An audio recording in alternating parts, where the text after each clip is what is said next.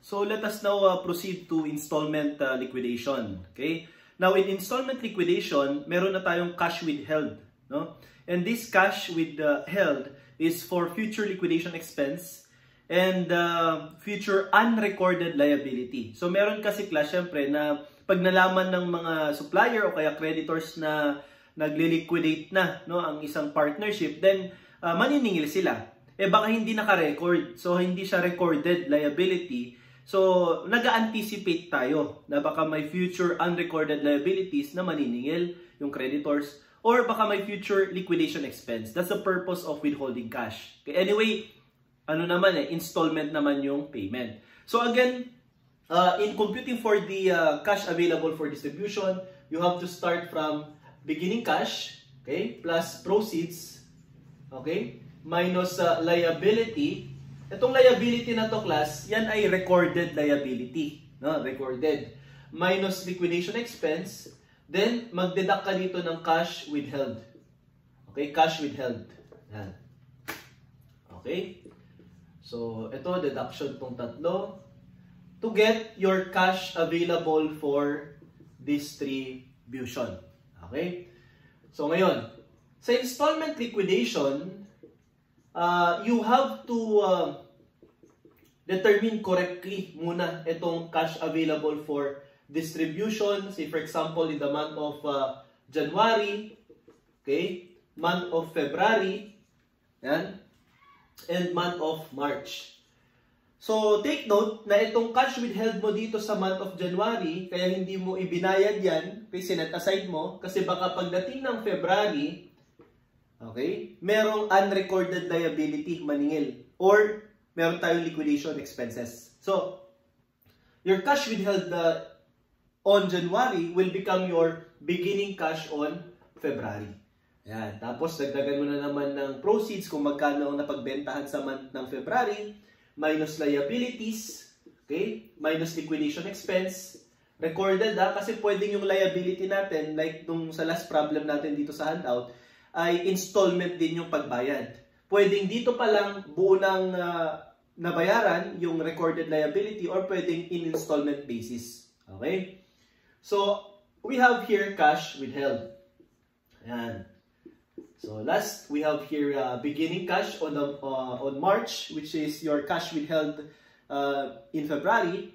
Then, plus proceeds, minus liabilities kung meron pa, recorded, minus liquidation expense. And then, kung last month na ng distribution, syempre wala nang sense na mag-withhold ka pa, so zero na yan. Okay, so ganyan.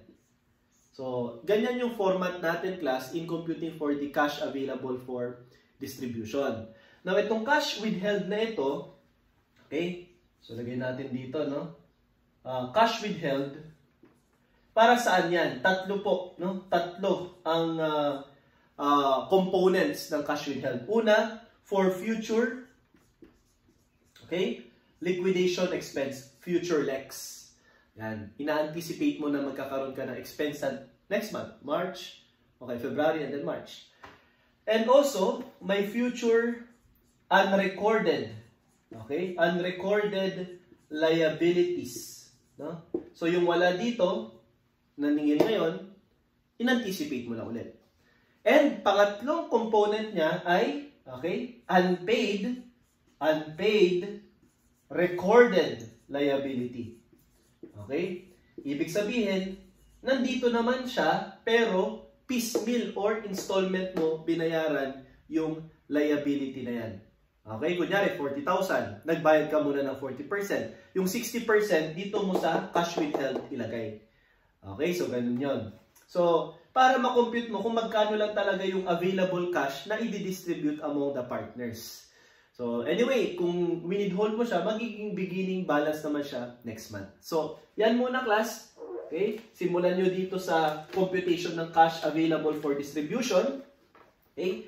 Then, you proceed to the methods. No? May dalawang methods tayo at dadagdagan natin ng shortcut. Okay? So, ano yung methods na i-represent natin? Una, yung tinatawag nating CPP, no? CPP. What is CPP? this is the so-called cash priority program. Cash priority program. Okay?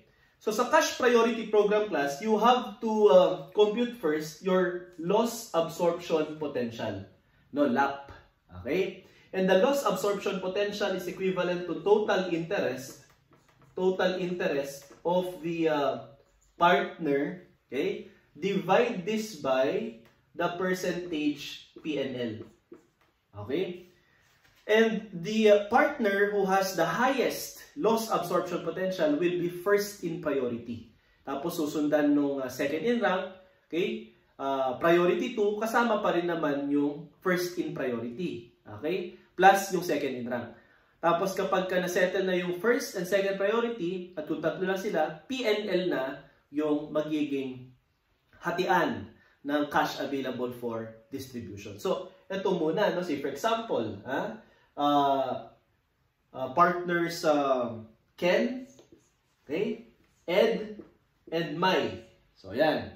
Okay? So, sa problem na ito, on March 30, 2020, Ken, Ed, and Mai partnership had the following fiscal year-end balance sheet. Okay? Cash, 6,000. Accounts receivable, 9,000. Inventories, 21,000.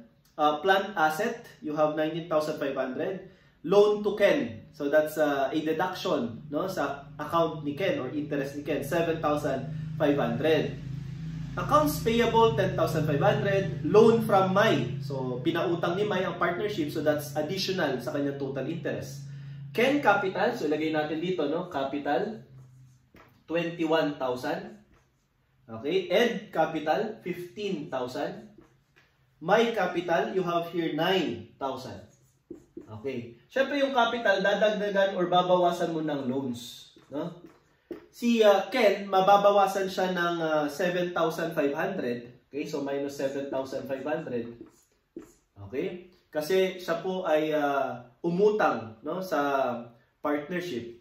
And si Mai naman madadagdagan ng 7,500. So our total interest, so ganito class, no, TI, okay? Kay Ken, the total interest is equivalent to 13,500. Okay? For Ed, you have here 15,000.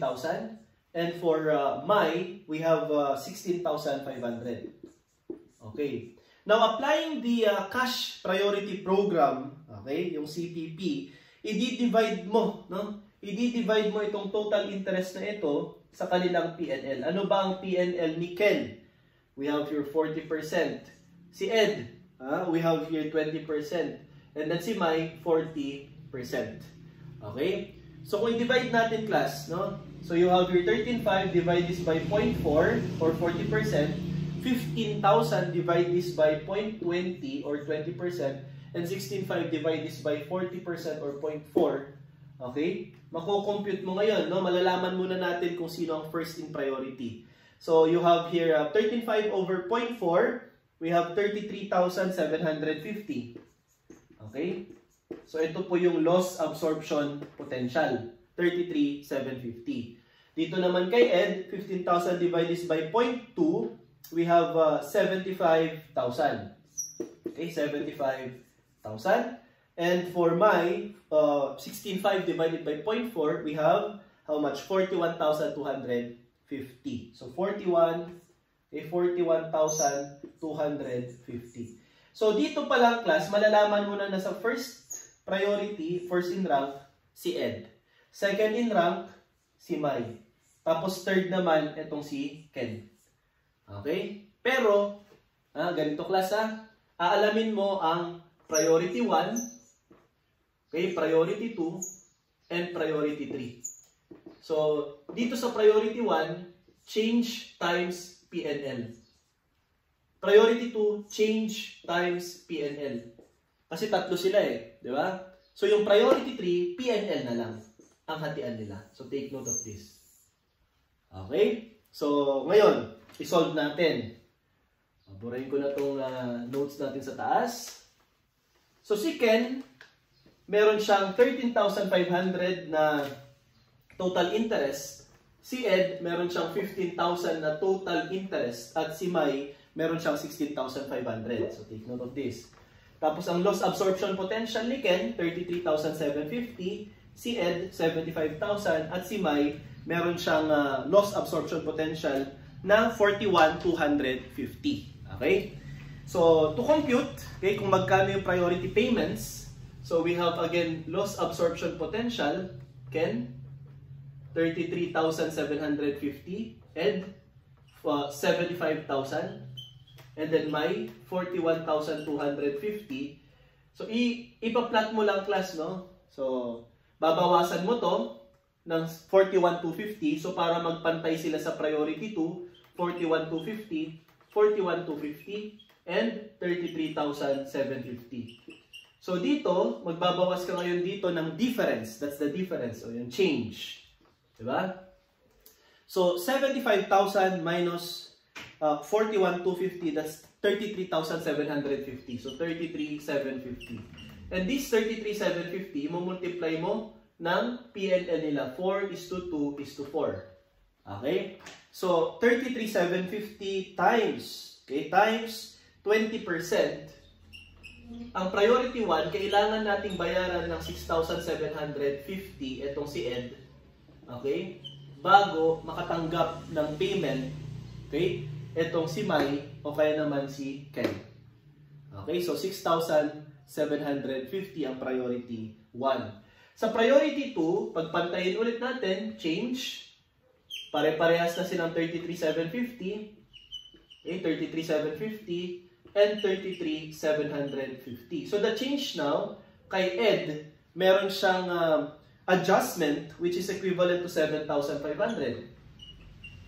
Ito naman kay Mai, meron din siyang adjustment na 7,500.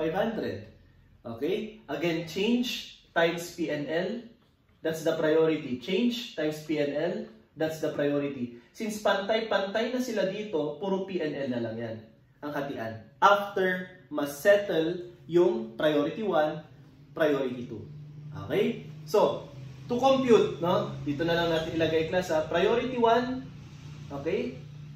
At difference, 33,750. Multiply this by PNL, which is 20%.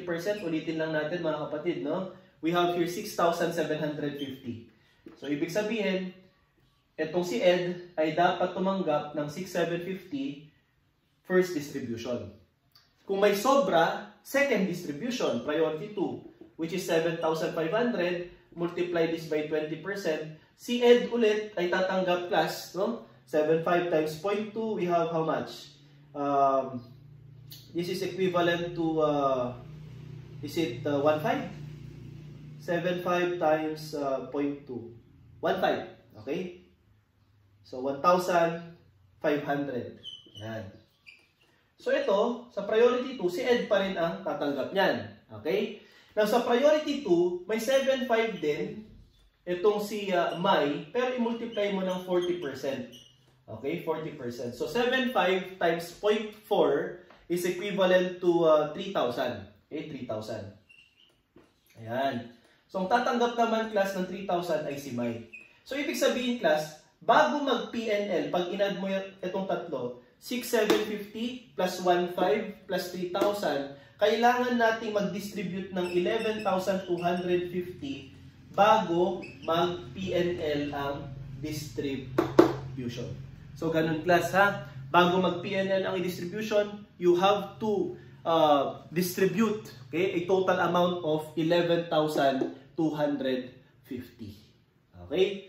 So, take note of the amount, 6,750, 1,500, and 3,000. So, dito sa cash priority program, alam mo, no, nasa priority 1, si Ed muna. So, kung ang na-compute mong cash available for distribution sa month ng January, example lang ha, ay 5,000, lahat yon kay Ed. Kasi nga, 6,750 muna ang kanyang dapat tanggapin. Pag 7,000 naman, kunyari, ang cash available for distribution, unang 6,750 kay Ed, okay, yung difference na 250, priority 2 naman ang, okay, sharing.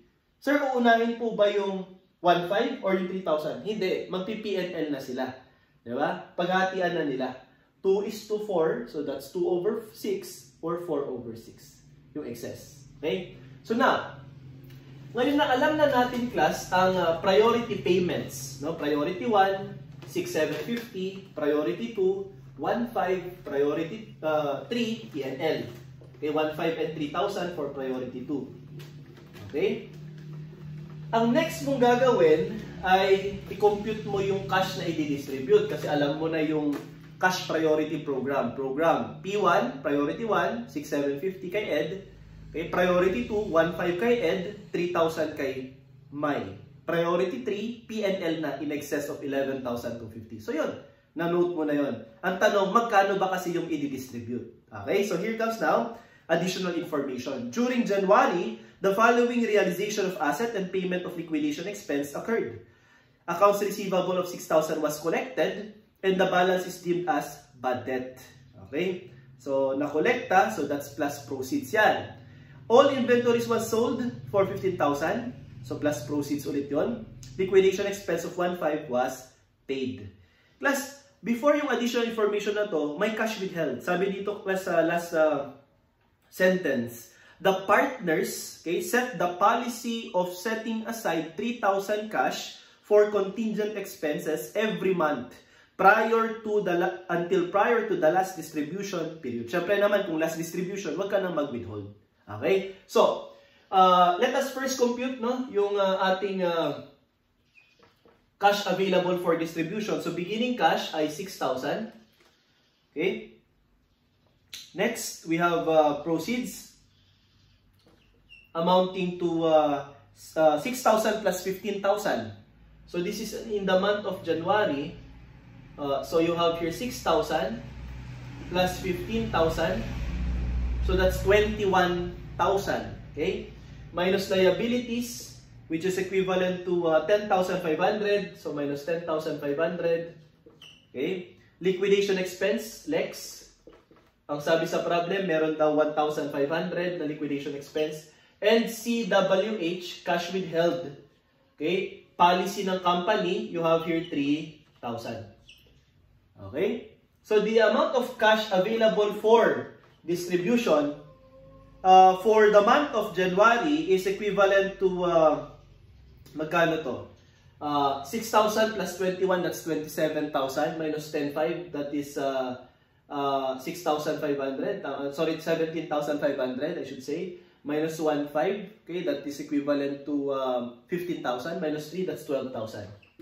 Okay, 12,000. So sa January, 12,000. Okay? Pagdating ng February, itong 3,000 mo magiging beginning cash balance. So 3,000 dito. At sabi sa February class, during February, the realization of assets and payment of liquidation expenses occurred. Your plant asset was sold for 15,000, so that's your proceeds. So plus ka dito ng 15,000, okay? Yung liabilities mo, full payment ang ginawa. So wala ka ng accounts payable na babayaran, 10,500 dito, so this is now 0, okay? But you have liquidation expense incurred of how much? 2,000. So wala ka na rin cash withheld kasi last distribution na yan, no? Last distribution, so, January, February. Now, magkano ngayon ang cash available for distribution? 3,000 plus 15,000, that's 18, minus 2,000, so 16,000 ngayon ang cash available for distribution. Okay? So, for question number 1, using cash priority program, how much cash would Ed receive from the cash that is available for distribution on January 30, 2020? So, ito class, magkano daw ang tatanggapin? So, gawin mo na ngayon, no, yung CPP. Okay? So, sa month ng January, you have here cash of 12,000. Bawasan mo class ng priority 1, which is 6,750 na pupunta kay Ed. Diba? So, si Ed yung una na tatanggap. Okay? Then, meron pang excess. Okay? Or, so this priority 1. May excess tayo dito amounting to how much? Magkano ba yung sobra? Okay? So, 12,000 minus 6,750, you have here 5,250. So, 5,250. Okay? And this 5,250 ay kailangan mo namang i-distribute, okay, using the priority 2. So, priority 2 tayo. Sir, meron akong 1.5, okay? Para kay Ed, no? Priority 2 ito, kay Ed. Ed, meron din akong 3,000, okay? 3,000 para naman kay Mai. So, you have your 3,000, okay? Priority 2 para naman kay Mai. Ngayon, na-settle mo na yung priority 1 at priority 2. So, 5,250 minus 1,500 minus 3,000. You have balance of 750. Okay? At itong 750 na ito, PNL na po ang hatian. So, hatiin mo na lang, class. Kay Ken, okay? Kay Ed, at saka kay Mai. So, magkano, class, ang hatian? Ken, Ed, at saka Mai. So, you have 40, okay? 40, 20, and 40. Okay? So, 40% of 750, that is 300. So, ito kay Ken, may 300 siya. Okay? Kay Ed naman, 20% of 750, meron siyang 150. So, you have your 150. At kay Mai, meron din siyang 300.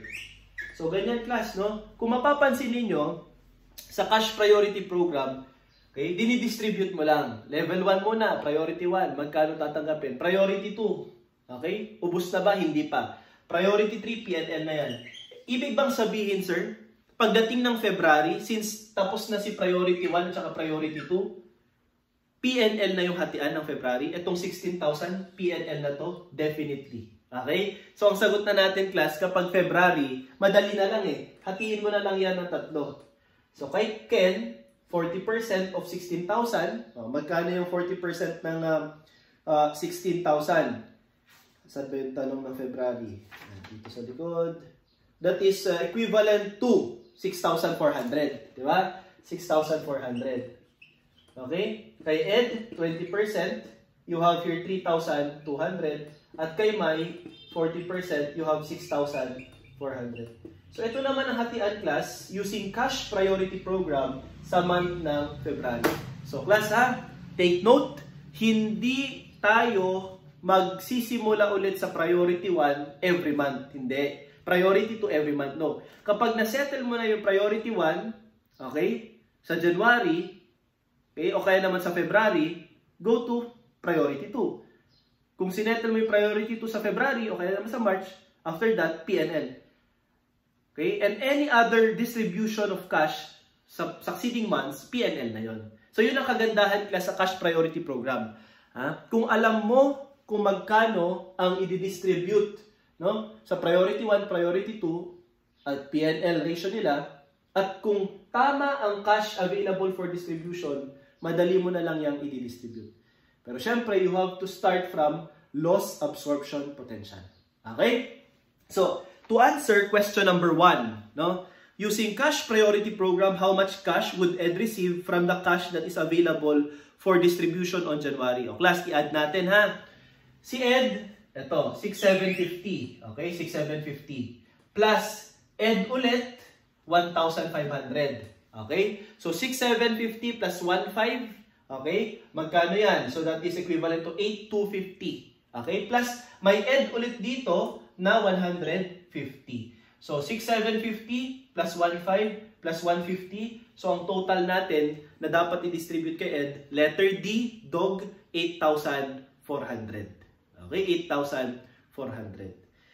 For question number 2, class, using schedule of safe payment, which is gagawin natin mamaya, okay? Pero, ang gusto kong i-point out ngayon, whether schedule of safe payment ang gamitin or cash priority program, parehas lang ang magiging sagot. Okay? It's a matter of, mamimili ka kung saan ka mas convenient. Mamimili ka kung anong mas madali para sa'yo. Is it cash priority or schedule of safe payment? Pero kung ako ang mamimili, class, wala sa dalawa. Okay? Yung pangatlo ang pipiliin ko, which we are going to discuss later, yung adjustment method.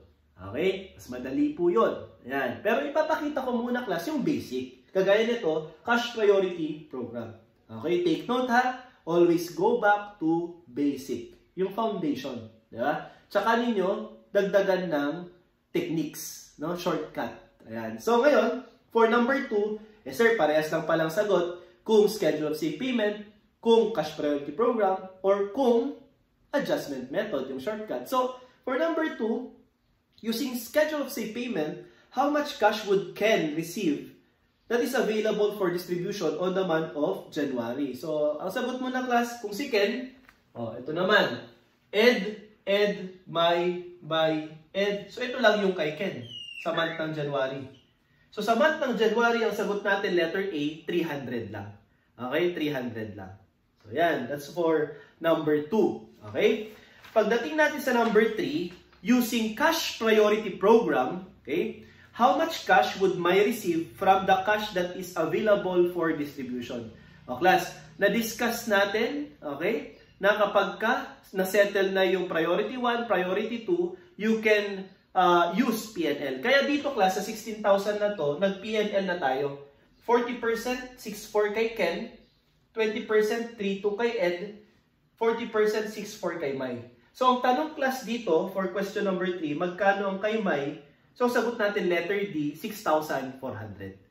Cash priority program. Okay? Question number 4. Using schedule of safe payment, how much cash would Ed receive from the cash that is available for distribution, okay, on the month of February 2020? So, class, kahit na schedule of safe payment yan or cash priority, parehas pa rin. So, si Ed ang tinatanong. So, you have here 6,400 kay Ken, 3,200 kay Ed, 6,400 kay May. Ang sagot natin, 3,200. So, for question number 4, letter B, 3,200. Okay?